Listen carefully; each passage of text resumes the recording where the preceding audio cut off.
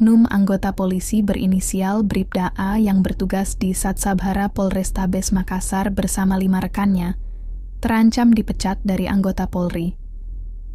Mereka terancam dipecat setelah diduga melakukan pemerasan dan penyekapan terhadap pemuda di Kabupaten Takalar, Sulawesi Selatan. Saat ini mereka telah ditahan di sel atau penempatan khusus atau Patsus.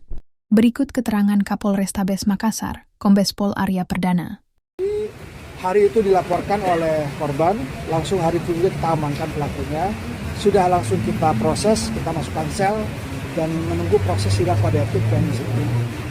Untuk korban sudah kita periksa dan anggota yang bermasalah juga sudah kita periksa. Ini menunggu sidang. Ya. Kalau misalnya memang terbukti, kita akan terapkan sanksi seberat-beratnya. Ya.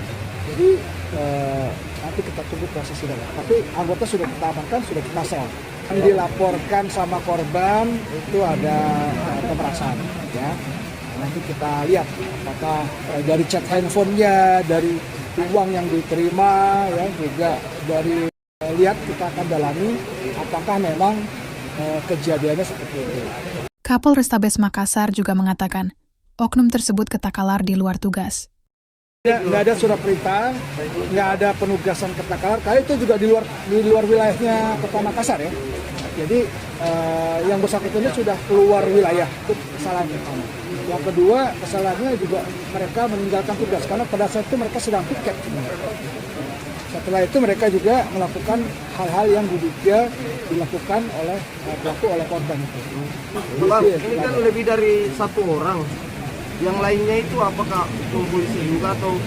Ya itu masih kita dalamnya, perannya masing-masing kita dalam gitu. Tapi kan yang satu ini yang sudah dilaporkan.